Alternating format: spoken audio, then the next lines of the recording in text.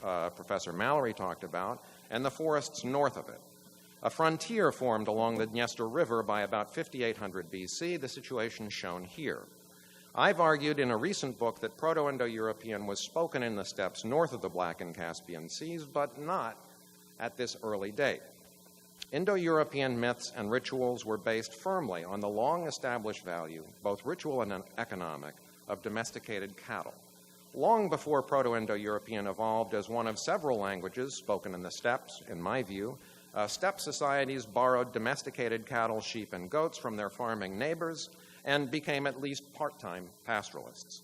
Local foragers who borrowed Near Eastern domesticates are colored purple on this map, and you can see that on the fringes of Europe, there were many hunter-gatherer groups that became farmers or herders between about 5,000 and 4,000 BC.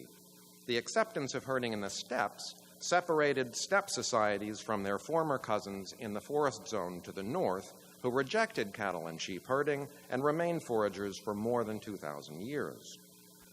Now we pivot our view to east of the Black Sea, where we can see the Tarim Basin at the bottom right.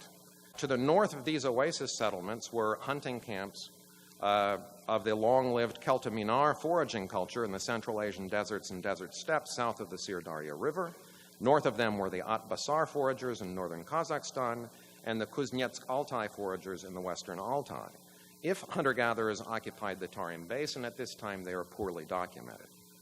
In the western steppes, west of the Ural Mountains, the acceptance of domesticated animals was accompanied by a fascinating social conversion, the appearance of a new social hierarchy. The new social order was expressed in three ways: elaborate costumes decorated with boar's tusks, beads, and imported copper from southeastern Europe, specialized weapons, particularly maces with polished stone heads, and sacrifices of cattle, sheep, and horses at steppe funerals, and presumably at other more cheerful events such as seasonal feasts. Feast hosting, the threat of violence, and long-distance trade in exotics that were used to elaborately decorate the body were the visible behaviors that defined the new elite. Horses also played a new ceremonial and symbolic role as sacrificial animals, and horse imagery began to appear in art on carved bone plaques and carved stone mace heads. These practices, established in the western steppes already by 4500 BC, reappeared in steppe politics for millennia thereafter. Recent excavations, including our own fire-singed effort last summer in Ukraine, have shown that Neolithic pastoralism in the western steppes was a peculiar and to us utterly unfamiliar economy that does not fit into our established ideas about steppe pastoralism. The Neolithic economy seems to have included little or no cultivated grain and reserved cattle and sheep largely for ceremonial uses rather than for everyday diet. Valentin Dergachev recently compiled the animal bone reports from 42 Neolithic settlement sites in the western steppes that contain domesticated cattle and or sheep bones, and this image is based on selected sites from his catalog. The pie chart at the top represents the average number of bones of different animal species found in the garbage middens of early Neolithic settlements in the western part of the steppes on the Dnieper and Don rivers, and the larger pie chart below represents the animal species eaten in the eastern part of the western steppes in sites between the Volga and Ural rivers. Hunted wild animals, colored red, still supplied most of the meat diet in the early Neolithic. Horses, colored blue, were the single most important dietary animal in the east in the Volga region and were less important in the west in the Dnieper Valley. We don't yet know if the horse bones found in these mainly 5th millennium BC sites were from wild horses or domesticated horses, or perhaps included some of both. The most surprising statistic here is that domesticated cattle and sheep together made up only about 20% of the animal bones in trash middens on the average. But look at the animals sacrificed at the Khvalinsk cemetery, the smaller pie chart on the bottom. Here, in a ceremonial context, hunted wild animals, the staple of the daily diet, were excluded. Sheep, exotic Near Eastern animals with no native representatives in the western steppes, were the most important creatures used in funeral sacrifices, followed by domesticated cattle and finally horses, buried with the domesticated cattle and sheep. Animal sacrifices were associated with rich graves. About 1 in 5 people at Khvalinsk was buried with a piece of a domesticated animal. About 1 in 40 was buried with the remains of multiple animals, and the rare graves with multiple animals also contained elaborate costumes, imported copper ornaments, and stone maces. Domesticated cattle and sheep seem to have been used in the Neolithic more as a form of ritual currency than for ordinary economic subsistence.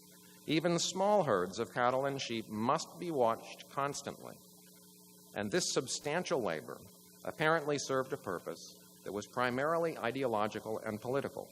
Their potential as ordinary food was not ignored, but it was secondary. The occupants of the western steppes might not have been unique in regarding domesticated animals as a ritual currency. The Polish archaeologist Marciniak has argued, based on differences in deposition and treatment, that the cattle of the Neolithic linear pottery culture in Poland, colored red here, were eaten principally at periodic feasts, where they were a vital part of public rituals, while sheep and goats were butchered for everyday eating. He observed this was a deeply rooted custom going back to the Neolithic of Anatolia, yellow here. Steppe domestic animals were adopted partly from Eastern linear pottery herders in Moldova. The custom of raising domesticated animals for use as the ritually approved, or perhaps the highest status offering in feasts and sacrifices, could have traveled across the western steppes with the idea of domestication, supporting an emerging system of social hierarchy based partly on the sponsorship of public feasts, one of the principal avenues to power among tribal societies. Horses were the largest grazing animals of the Eurasian grasslands, but their place in the new Neolithic economic system remains unclear. Most of the relevant animal bone collections were discarded long ago. We know that Neolithic horses were accorded a new ritual status in human funerals. Their images were carved in bone and stone, and they were grouped symbolically with cattle and sheep in human graves, so they might have been domesticated. We might wonder why horses would have been domesticated by people who already had cattle and sheep. But as we have seen, cattle and sheep remained relatively unimportant in the Neolithic meat diet, while horses were an important source of food.